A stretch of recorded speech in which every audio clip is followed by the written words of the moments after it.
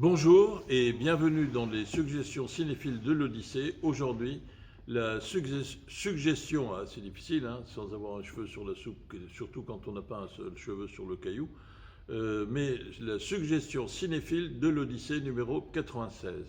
Elle est consacrée au film Judu de Zhang Yimou, qui sera à l'affiche de l'Odyssée à partir du 26 août dans le cadre des coups de cœur de l'été. Mais comme d'habitude, prenez bien soin de vous, respectez les consignes sanitaires, pas de bêtises.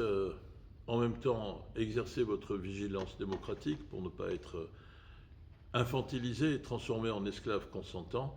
Et puis surtout, pratiquez votre proximité cinéphile en venant, je l'espère, dans votre cinéma préféré, à l'Odyssée, pour notamment voir Judu.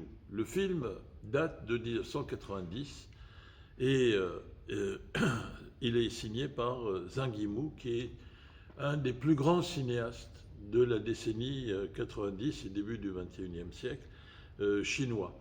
C'est son second film après Le Sorgho Rouge, et une fois de plus dans ce film, comme dans Le Sorgho Rouge, comme dans Épouse et concubine, qui sera aussi réalisé un peu plus tard, un an plus tard, eh bien, c'est l'occasion de découvrir, et pour ceux qui l'ont vu à l'époque, c'était une véritable découverte, une sublime actrice chinoise, Gong Li.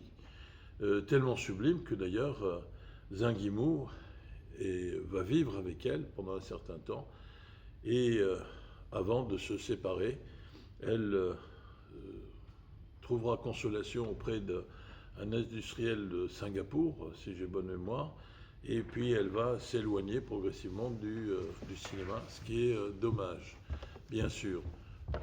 Mais c'est pas une chose, c'est la vie, c'est les aléas de la vie.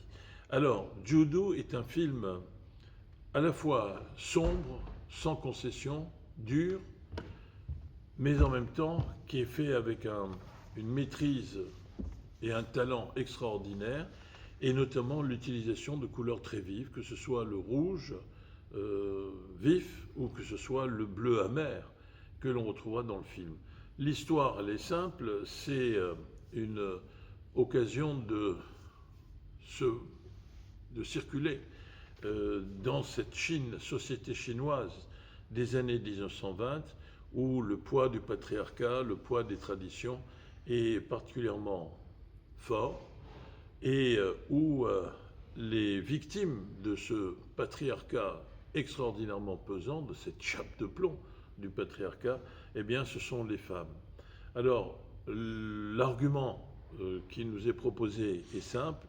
Un homme qui a eu plusieurs épouses auparavant cherche une jeune épouse pour avoir un enfant. Mais il est autoritaire, dur, brutal. Il n'hésite pas à battre les femmes qui sont les siennes. Et la pauvre Judu, une toute jeune de à peine 18 ans, remarquablement interprétée par Gong Li, eh bien, cette jeune femme va être très malheureuse. Elle va être dans un contexte asphyxiant, évidemment, pour elle. Et le film nous montre un univers qui nous rappelle que, aussi forte soit la pression de la répression, aussi forte soit l'oppression, eh bien, la force de la vie cherche à se frayer malgré tout un chemin. Les pulsions vitales, la recherche de l'épanouissement cherchent à se trouver une solution. Et dans cet argument, eh bien, le personnage de Gong Li, Judu, va trouver réconfort auprès du neveu de son mari, neveu avec lequel elle va entretenir une relation adultérine, bien sûr, et en plus dont elle va tomber enceinte, c'est-à-dire dont elle va avoir un enfant.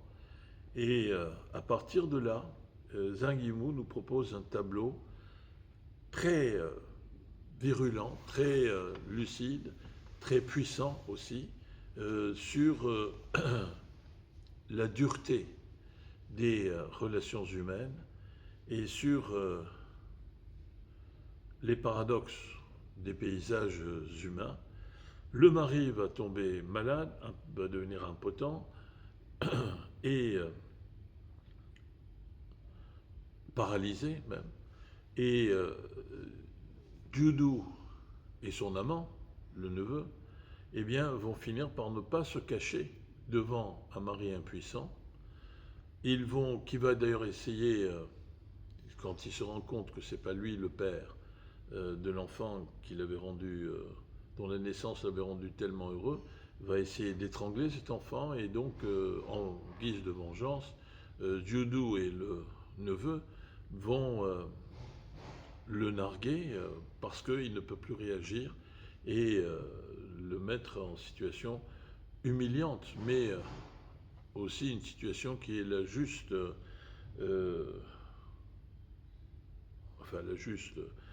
l'inévitable conséquence à titre de vengeance des méfaits que développait le mari. Alors vous le voyez, c'est un univers sombre, c'est un univers qui trace un portrait au vitriol, en quelque sorte, de la société chinoise des années 20, mais en même temps, c'est un portrait qui montre que, y compris dans les éléments populaires, parce que c'est pas un grand féodal, c'est un commerçant plutôt aisé, mais classe moyenne si vous voulez, eh bien, il y a des mœurs qu'il y a lieu de critiquer, qu'il ne faut pas monter en épingle. C'est-à-dire qu'on ne peut pas monter en épingle le peuple en tant que tel sans critiquer, pour que ce soit une apologie respectable et digne de ce nom, sans critiquer les travers dont s'accommode le peuple. Alors pour cela peut-être, alors c'est évidemment une vision critique plutôt impertinente, mais qui peut satisfaire tout le monde parce qu'il y a toujours une part d'ambiguïté. Les censeurs de l'époque, mais c'était aussi la Chine de Deng Xiaoping, cependant, un an après la répression de Tiananmen en 1989, eh bien, ils pouvaient être satisfaits du fait que c'est malgré tout un homme, un bourgeois, un petit ou moyen bourgeois aisé, qui est critiqué,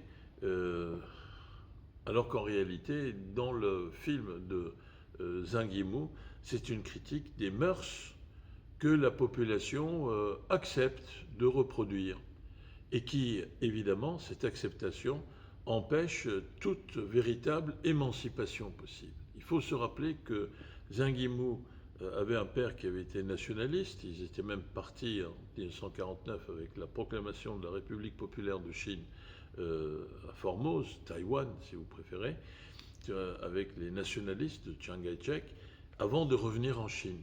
Et Zhang Yimou avait été traumatisé parce que tout jeune, à l'époque de la révolution culturelle, donc à la fin des années 60, en 69, 70, il avait été obligé au nom de la volonté du pouvoir de faire en sorte que les étudiants fassent un bain populaire, il avait été obligé de travailler à la campagne. Bien.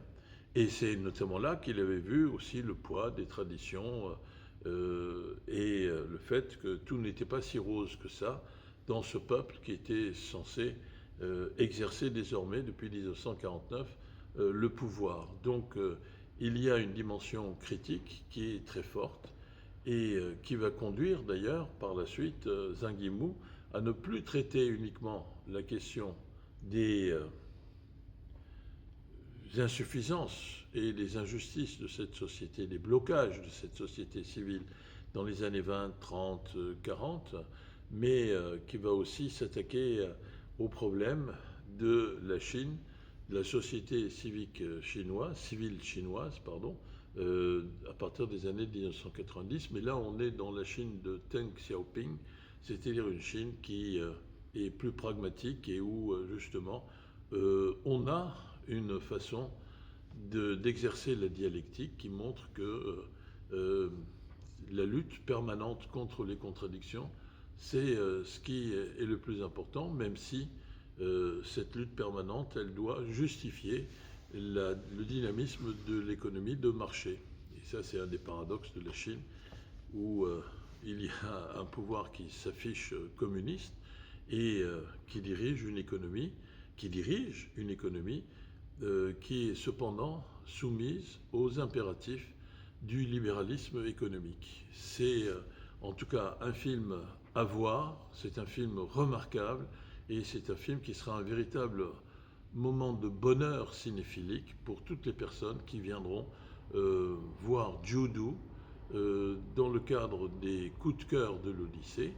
Ce qu'il faut savoir, c'est que dès le 27 août, il y aura dans le cadre de Cinécool une avant-première, car ce film sortira sur les écrans début septembre, donc c'est en avant-première que dès le 26 août, vous pourrez découvrir ce film. Où ça, je l'espère, dans ce qui est votre cinéma préféré, à l'Odyssée. À très bientôt, merci, au revoir, prenez bien soin de vous.